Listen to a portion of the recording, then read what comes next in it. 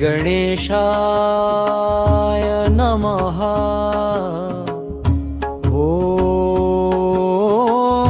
ॐ श्री हनुमते नमः।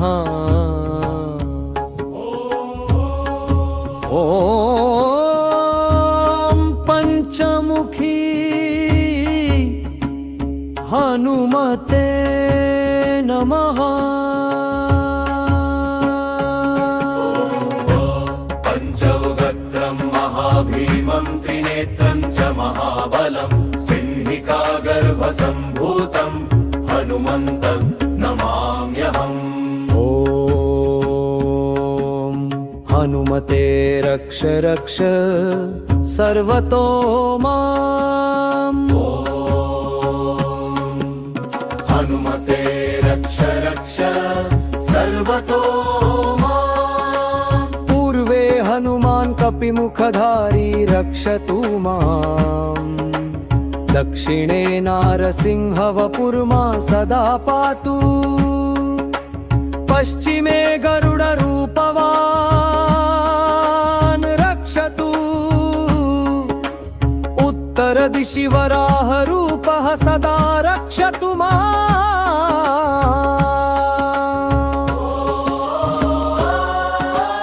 ऊर्ध्वे हयग्रीवविग्रहः पातु मे शिरः। अधस्तात् ब्रह्मास्त्ररूप पातु पादयुग्मं सदा मम। अष्टदिशि रक्षतु पञ्चवक्त्रः। स्वप्ने जाग्रति गच्छत पश्यत शयानम्।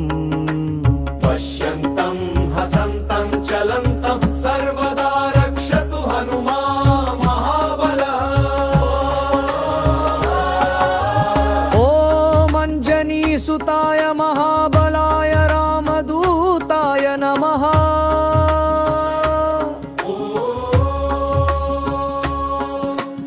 ॐ किलकिलाय वीराय विक्रान्ताय नमो नमः।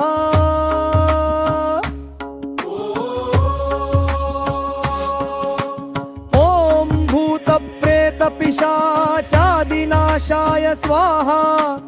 ओमसि धाराकृशानुवत्कवचं मे हनुमान् स्थापयतु।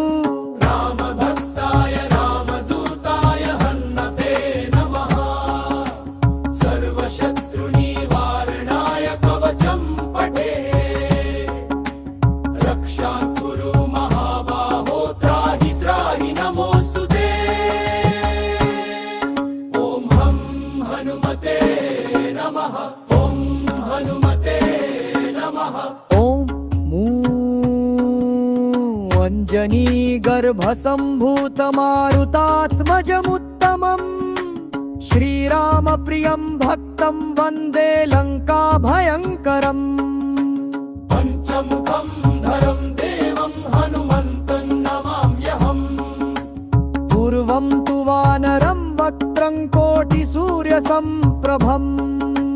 दक्षिणे नारसिंहं च भयनाशं सदा स्मरे। पश्चिमे गरुडं वक्त्रं वक्रतुण्डं महाबलम्। उत्तरं तु वराहं च कामरूपं महाबलम्।